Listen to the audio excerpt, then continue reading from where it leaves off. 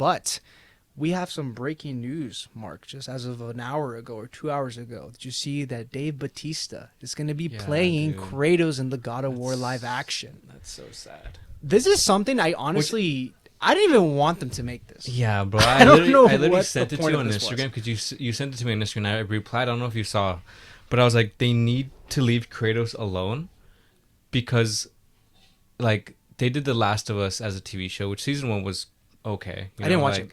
Bella Ramsey, I don't no hate to her, but like, she's not my Ellie, you know. And season 2 was just so bad that like I feel like she almost ruined the character of Ellie. For me. And then the same with Kratos. In my opinion, video games should stay video games because live action, there's no way you can ever have the same effect. I think if you're going to do a live action of a video game, you have to do it within the same world, but use different characters. Because the Fallout series is pretty successful, and I'm at least like what I know. But that's like Lucy inspired, but the thing right? With Fallout 2 is that it's like somewhat normal. Other than like the super mutant and like the ghouls and stuff like that, it's normal. But like the Witcher show, I heard it's pretty good. It is very successful. I watched parts of it, but I stopped watching it. I've never seen it, but I just hear. I mean, I hear by fans that say that it's pretty good. I think it's possible. It's just really hard to do. Yeah, but dude, God of War, he could literally punch someone to like the moon, bro. Yeah, that's true. Like in 2018 God of War with him fighting Baldur, like there's no way you can put that in a TV show. Yeah, there's some stuff that just get completely unless it has like a crazy budget, unless it's like a Marvel movie budget. Well, there's like talks right now that they're saying they might do a live action of Expedition 33. That'd be cool. So I feel like they can pull that off, maybe. They do that combat though. Like if they do the turn-based, how are they gonna do the they're combat? Not gonna freaking redo the combat. They're just gonna fight. They're just gonna fight. They're not gonna redo the combat. That's crazy. Oh, that's wild. They're just gonna stand there for like 10 seconds. Yeah, it'll be like Gustav. That'd be wild. Oh yeah, but yeah. I mean, I don't know, and it sucks because the guy tore his bicep. The actor beforehand, he's the actor who plays Thor. Yeah, I don't know his name. I didn't like him either. Yeah, it feels weird. And then why does Atreus look like Hasbullah? Bro, they just like the casting is just so bad, bro. It is pretty bad. Like, I'm not gonna lie to you. It's pretty bad. Yeah. Yeah. I don't know. I like casting where like the characters look like the people they're trying to portray. Yeah. You know? I'm gonna watch it though. Like I have to watch it. It's one of these like I have to watch it. Like I watch any like project of something that I like. Like I've struggled and just pushed through watching everything that Marvel puts out, even though how bad it was sometimes. I mean, I'll probably watch it too, but I'll give it a little bit. There's some like I didn't watch The though. Last of Us until like a year, 2 years after it came out. I watched The Last of Us right before season 2 came out. What I do like about the live actions though is that they get a new appreciation from people who don't play games. Yeah, that's the one thing I liked about The Last of Us season 1 is that so many people enjoyed it. That didn't even play games. That didn't even play games, and they're like, oh wow, like story games can have stories like this. And I was like, yeah, bro. Like, I remember one of my coworkers watching, we were talking about it, I was like, dude, like, what you saw in the show is, like, pretty similar to the video game. Like, this is just what story games are about, you know? Yeah, exactly. I mean, super cool. And it's funny because that's kind of exactly what, like, you see those remnants in even something like Spider-Man Brand New Day, where, like, they use so much inspiration from the Insomniac. Yeah, bro. Like, there's so many moments where I'm like, this was ripped straight out of Spider-Man PS4. Like, this is straight ripped off of it. The combat, too. The combat, even that one swing where he, like, swings across the city, that's the exact same shot when he first gets his brand new suit, when he goes to, like, Otto Octavius's, like, lab, and he gets his new suit, and he just swings around. I was like, dude, that's shot for shot, which is crazy. Yeah. I like it though. I mean, it just depends. It depends. It's cool because like after the movie came out, there was like a surge of people playing the Spider-Man 2. It's funny because I literally replayed it. I didn't replay it, but I had launched it and I was just swinging. I bought it. I have it up there physical in a saran wrap still. It's because you and me used to game share, but I don't have access to your stuff because we don't game share no more. Yeah, and there's some games I wanted to re-download. I don't have access to anymore. So but it's fine because I'm like I'm buying all my games physical, so I'm just like I have it there physical because I want to replay it because. Dude, there's so much slander against Insomniac right now. It's because of that game. Like, and I do not think it's like, yeah, you haven't seen it. You haven't seen like all like the Insomniac hate that's been going on for like maybe like the last 6 months. The last 6 months? Yeah, I would say it's the last 6 months. Spider-Man 2? For Spider-Man 2, yeah. Spider-Man 2, there's a specific YouTube video made by that boy Aqua that blew up. It has like maybe 2 million views that said Spider-Man 2 is not good.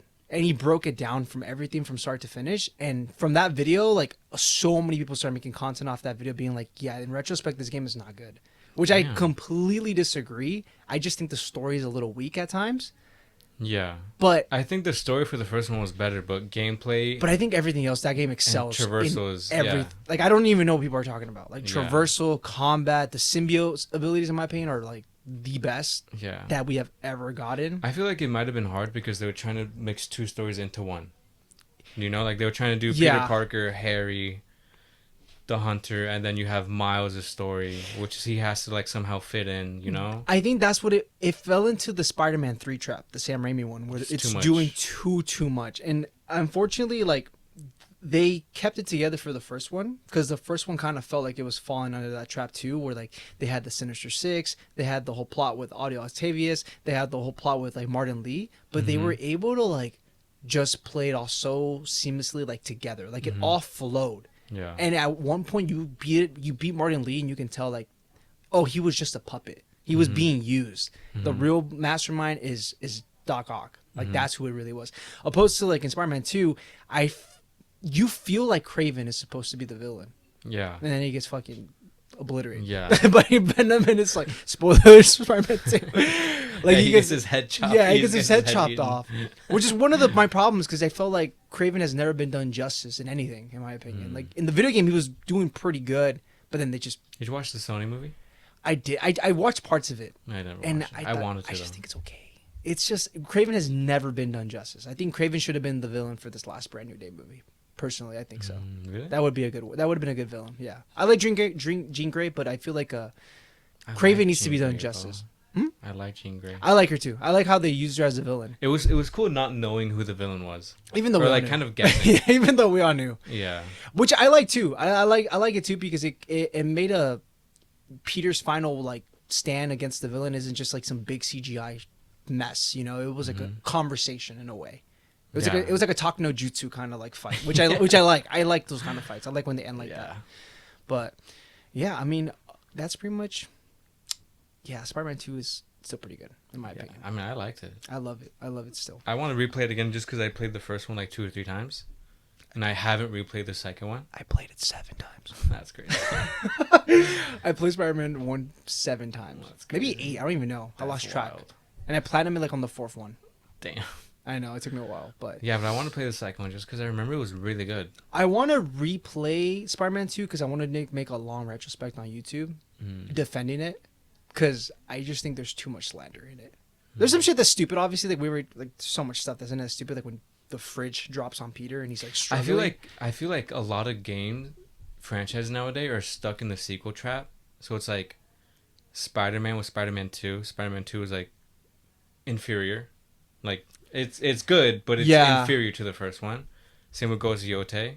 First one was phenomenal. Second one's inferior. What about Ragnarok? Maybe even Ragnarok too. I would say the first one's better and the second one's inferior. And that's what the people say about Tears of the Kingdom compared to Breath of the Wild. You had said that in God of War it felt like you've been here before, but in Tears of the Kingdom it's literally like this exact same world. Hey, yeah, and I hear that's the biggest complaint. It's like, bro, it's literally the exact same. Which I remember when I beat Breath of the Wild, it was like already when Tears of the Kingdom came out already, so I was like, should I play the second one or should I wait? And I was like, I'm gonna wait, because if I go into Tears of the Kingdom, like I literally just exited this world. Yeah, I literally just That's why I'm doing Breath of the Wild next, and then I still have to play Skyward Sword. I'll play Twilight Princess. I'll probably play some of the Hyrule Warriors games, which are like the Musou style games, and then I'll play Tears of the Kingdom at the very end, so I can give myself like a good gap, almost like a year gap, probably. You're probably gonna remember everything. Yeah, and that's not fun. Like back to back. The best way I can compare it to is like I feel like it's almost like if we got an Elden Ring 2 and they use the exact same map. They just added a Sky Island. Like that's the thing with Spider-Man is like they had to improve with the traversal, or else it would have been the exact same game because it's still New York. And I almost feel like what they should do for 3 is they should move it out of New York. I know it's a wild thing to do, but what if Spider-Man is not in New York? What if he's somewhere else? That's where I feel like it'd be wild. That would be cool. That would be insane. Because for me, what it goes back to is, did you ever play Shattered Dimensions? No. Okay, Shattered Dimensions is my favorite Spider-Man game ever before the Insomniac games. I think that's the best game ever in terms of Spider-Man before the Insomniac games for sure. It did not take place in New York. maybe two of the levels took place in New York, and then obviously the 29.9 one was like a futuristic version of New Was it York. open world or linear? No, linear, straight linear missions. And then the symbiote, when you're in the symbiote like dimension, it takes place in like this like oil rig, which in the middle of the ocean, which was just added such a unique factor to it all. Which I personally I enjoyed it a lot more.